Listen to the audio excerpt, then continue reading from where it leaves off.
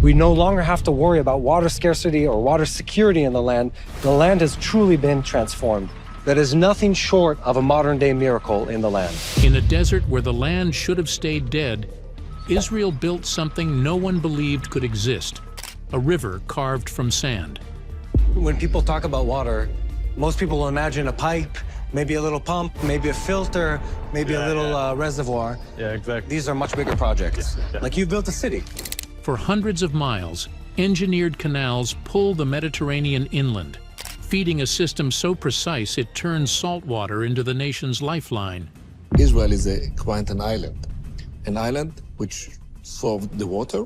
I believe that Israel can also help a lot, all the Middle East, if it could be managed by the politicians. But the real mystery isn't how they built it. It's how this one project reshaped an entire country while others failed to copy it. The Israeli water crisis.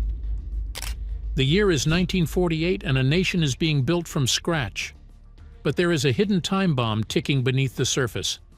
One that no amount of hope or determination could initially solve. A critical lack of water in the very places people needed to live. They established an investigation committee regarding the water problems in Israel. Because we didn't have enough water. The level of the water in the wells all over Israel was very low. It was really, really a serious situation. When the Second World War ended, people were on the move, searching for safety and a place to rebuild their lives. By the late 1940s, waves of survivors and families began arriving in Israel. In 1948, a little over 800,000 people lived in the new state. Only 3 years passed before that number climbed to 1,600,000. That kind of growth did not slow down. Today, more than 9 million people live inside an area about 13,700 square miles, close in size to New Jersey. Crowds filled towns that had once been quiet. New homes went up, farms spread outward, and each change brought a tough question. Where would all the water come from? The land did not answer this evenly. In the north, places linked to the Sea of Galilee and the Jordan River basin enjoyed steady rainfall. Some years brought close to 40 inches. Fields stayed green. Streams flowed through the hills. Life felt manageable there. But most people did not settle in those places. Many moved toward the center and the south, chasing space and opportunity. That choice came with a price. Rain barely reached much of the Negev region. Some parts received less than 4 inches each year. Bedouin groups had learned the desert's rhythm long ago. They understood the winds, the soil, the long dry months, and how to survive with little. Their way of life was shaped by patience and careful resource use. But the sudden rise in population created needs far beyond what the old methods could support. Water had to reach communities that had never relied on distant sources before. Leaders realized they could not wait. Without a strong water plan, the crowded areas would face serious strain. Farms would fail, towns would slow, growth would stall. They needed something that could stretch across the country and bring dependable supply to millions. Every new family added more pressure. Every dry season tightened that pressure even more. The search for a real solution felt urgent, and each passing year only raised the stakes. Something bold had to be built, something wide enough to change daily life for the entire nation. Foundations of a giant project. In the early 1950s, the plan for the national water carrier was born, a colossal network designed to defeat geography itself. All the extra water that they are producing, we will be able to bring it with the national water carrier system up north and into the Sea of Galilee. Its mission was straightforward but seemed almost impossible. It would carry water from the lush north, from the Sea of Galilee, and force it to travel south to the parched communities in the vast, thirsty Negev desert. This was not a single simple pipe, but a beast of engineering that would have to navigate every possible kind of terrain. Imagine 87 miles of massive steel and concrete pipelines laid underground and above it. Then came the most dangerous part. Engineers had to bore through 13 kilometers of solid, unyielding rock, creating tunnels by hand in an era before advanced machinery. Another 8 kilometers of open canals, which would be connected by vast balancing reservoirs, completed this monumental pathway for water. This was the blueprint for a man-made river. The project moved forward in several phases from 1953 to 1964. During those years, more than 4,000 people took part. Engineers worked beside new laborers who had only recently arrived in the country. Skilled tunnel crews cut through the toughest layers of stone, while other teams set up camps and handled daily tasks. If you counted every shift, the effort reached nearly 2 million workdays. Heat often settled over the valley like a sheet and made long hours tough. There were moments when security threats forced teams to speed up or slow down, depending on the situation around them. A state-linked planning company known as Tahal oversaw the work. Their first step was to understand the land in detail. Before any trench or tunnel could be shaped, teams walked the terrain with equipment that required accuracy and patience. They carried manual theodolites to track angles and elevation levels. Crews drilled boreholes as deep as 100 meters to learn what lay beneath the surface. They had to find a route that avoided unstable soil and dry riverbeds that could flash flood in an instant. Every map had to match reality, or the entire system could fail once water began flowing. One of the first physical acts of the entire project was the damming of the Jordan River itself, just south of the Sea of Galilee, a move to control and divert the flow. The stage was set, the path was mapped, and the river was being tamed. But the real test, the actual back-breaking work of punching a conduit through a hostile landscape, was just about to begin. Building the intake system. Work on the carrier moved into a new phase once engineers reached the northern edge of the Sea of Galilee. The lake looked calm on the surface, but the work that needed to happen beneath it was far from simple.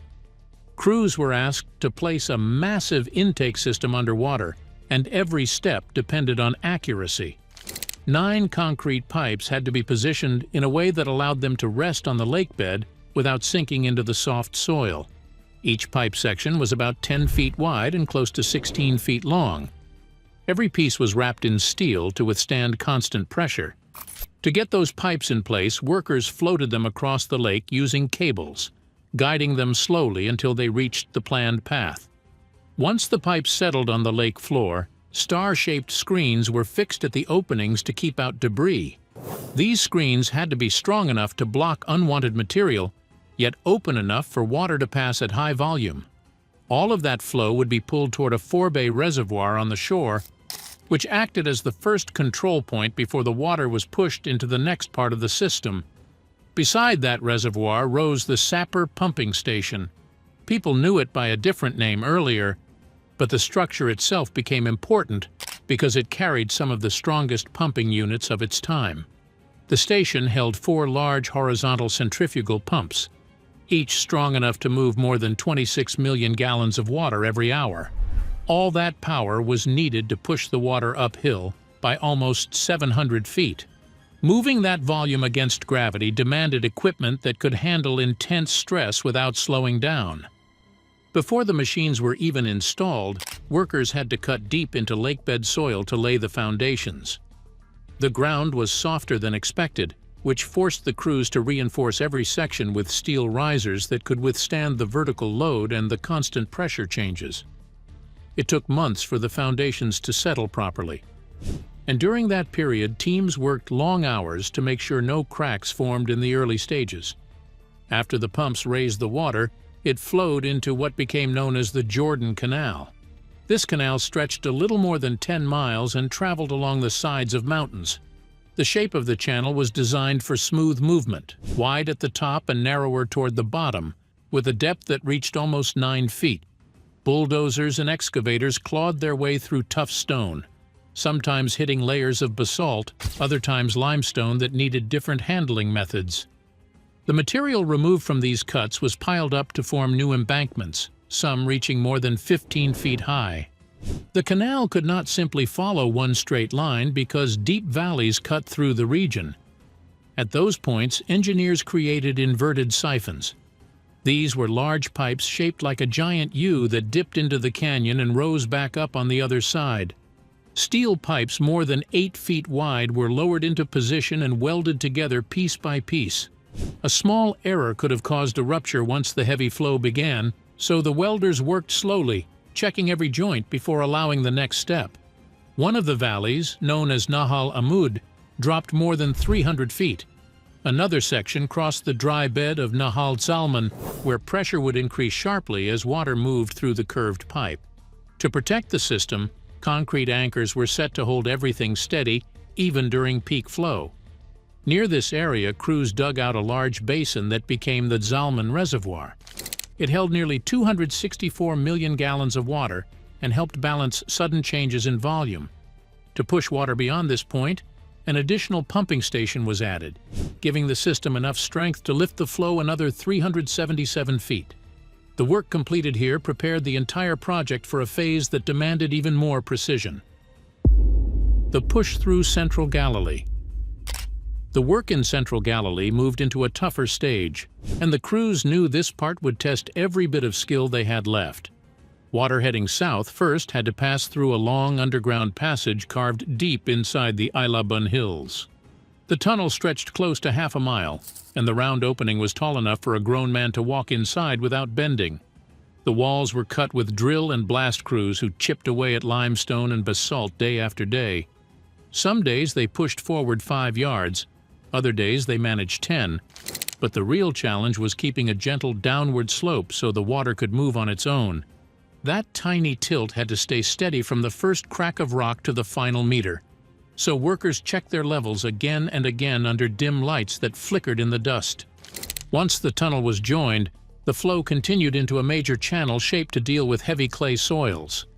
This waterway stretched nearly 11 miles and took on an unusual oval form that kept the edges from collapsing during the wet months. At the bottom, it measured a little more than 60 feet, while the top spread close to 40.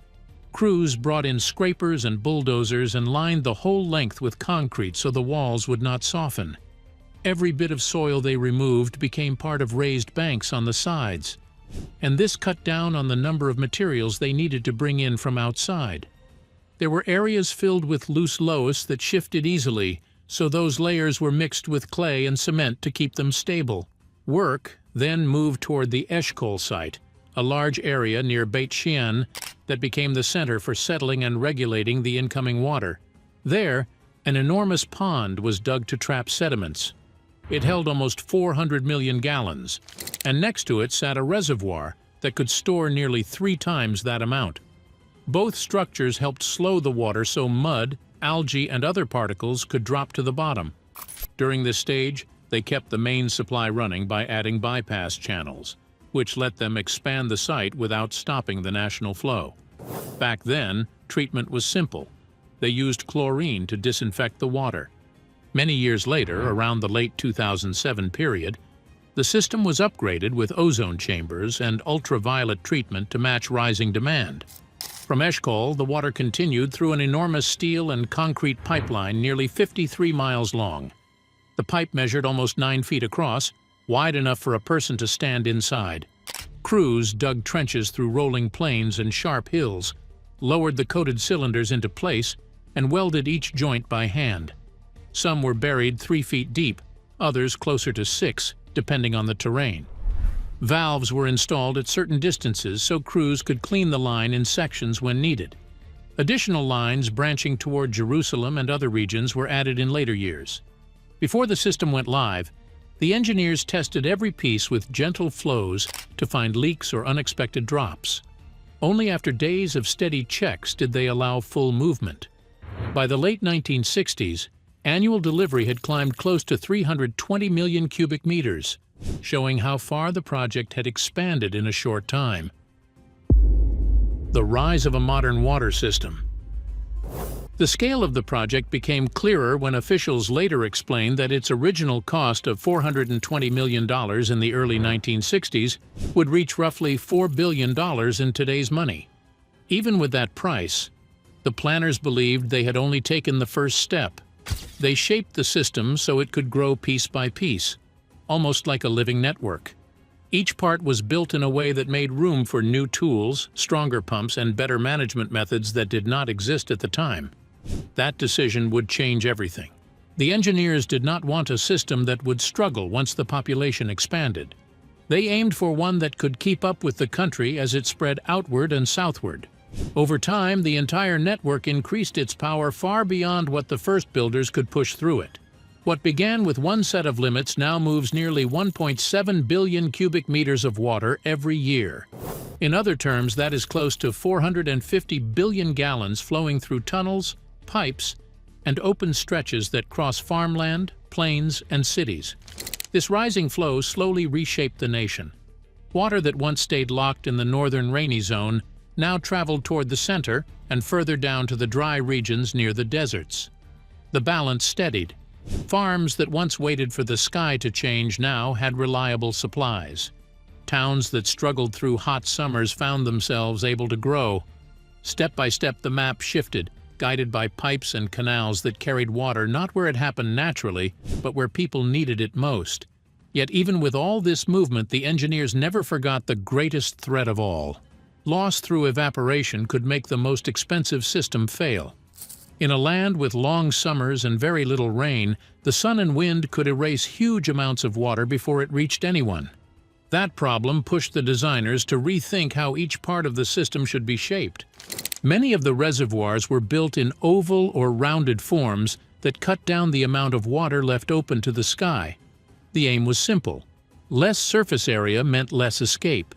One of the biggest examples of this idea sits near the Eshkol site. The reservoir there holds more than 1,300,000,000 gallons.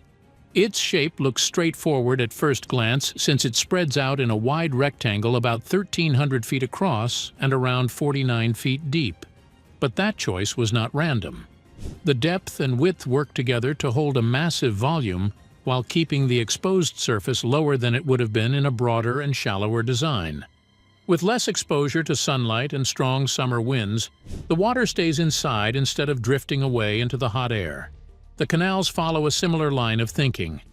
Many of them stretch out with sloping sides and changing depths that help control how much heat they absorb. Their forms guide water along long open paths while still protecting it from the conditions around them. By leaning on simple science involving light, heat, wind, and flow, the team behind the National Water Carrier created a system that guarded one of the country's most fragile resources. Every part from the smallest pipe to the longest tunnel had a purpose, and every angle or curve followed the same rule. Keep as much water as possible inside the system until it reaches the people who depend on it. Even so, what came next would show just how far these decisions reached, and why the project's impact stretched far beyond its early plans. Making the desert bloom.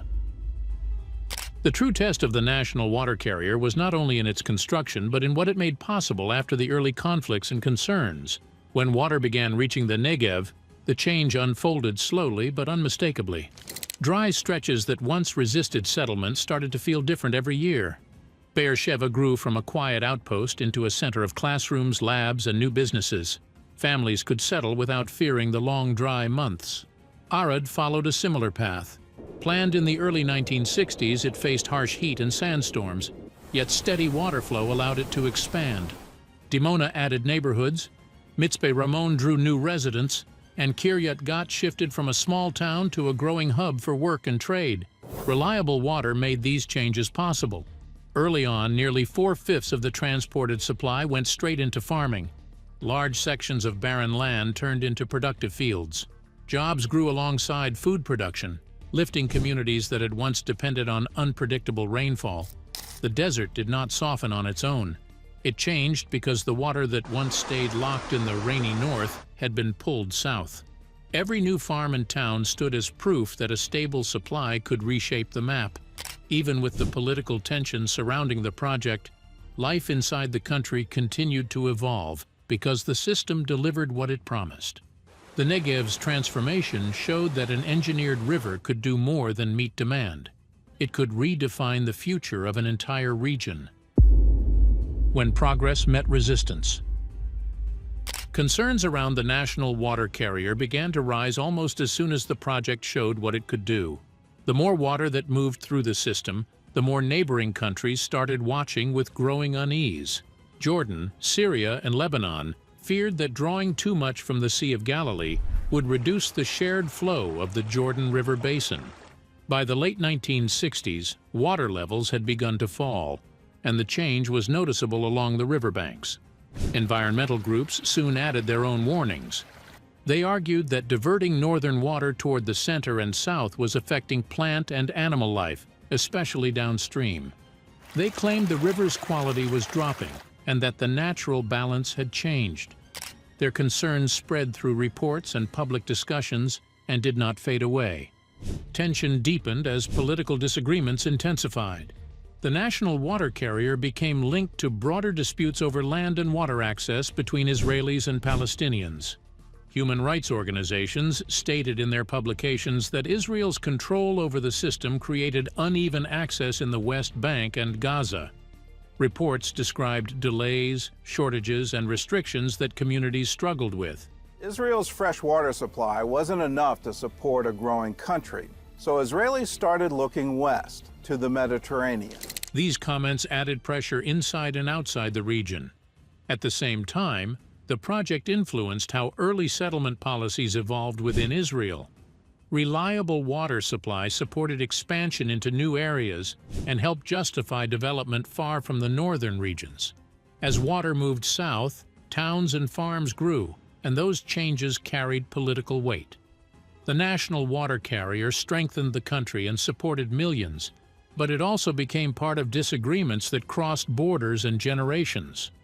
With natural fresh water stretched to its limit and rising demand at home and abroad, Israel reached a point where the original system could not carry the full burden alone. The country had to move forward despite the tension, and the first signs of that shift appeared in the desert itself. The technology that eased the pressure. Facing the limits of their rivers and lakes, Israel was forced to look elsewhere for a lasting solution. Thousands of years ago, Moses had to strike a rock to get water in the desert. Well, today Israelis are taking a slightly different approach, using technology and creativity. The answer, it turned out, was waiting in the vast waters of the Mediterranean Sea. Engineers were already experimenting with new methods back in the 1960s, testing a process that used pressure to push seawater through fine membranes until the salt was left behind.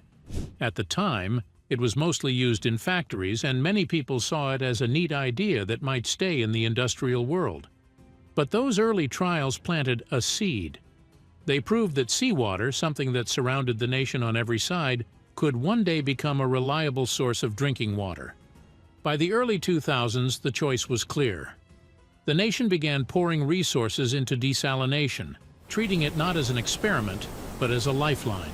Construction picked up along the Mediterranean coast. New plants rose one after another, each one humming with machinery that worked around the clock. The coast became the backbone of the country's modern water system. Today, those plants supply roughly 70 to 80% of the water used inside homes across the country.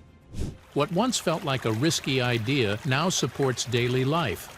Each facility sends treated water into the same channels and pipelines that had been laid down by the original national water carrier. That old system, once the sole source of water, had transformed into the central nervous system for distributing this new man-made resource across the entire nation. This blend between past and present helped ease fears that the nation was draining too much from its natural freshwater reserves. People who once spoke anxiously about the future now spoke about stability and planning. The transformation also carried weight beyond the borders. Other regions facing dry climates paid close attention. California studied the model as it dealt with long droughts. China looked at it when working on massive engineering projects meant to move water from one region to another. Libya observed it during its attempts to move huge volumes of water across harsh desert terrain. They all knew that the idea had first been proven in a small country with limited space and demanding geography. The early work showed that mountains, distance, and heat did not have to block progress. Where water could not be found, it could be made. The national water carrier, once seen as a bold gamble, became part of something larger. It stood as an example of engineering skill and stubborn determination. The project had faced doubts for years, but it continued to adapt. It taught planners and researchers that geography does not always hold the final say. With patience, creativity, and constant improvement, even the driest regions could build systems that kept people supplied. Today, the mix of desalination and the original pipeline has given the country a level of water security that earlier generations never imagined. What began as a simple attempt to move water from one region to another grew into a system that inspired work across several continents. It proved that the challenges of climate and terrain can be managed with enough innovation. And it showed that a nation does not have to fear the limits of its natural resources when it continues to evolve. If your country faced the same water stress, would you support large projects like this, or would you push for a different approach? Share your thoughts in the comments. Thank you for watching. See you in the next video.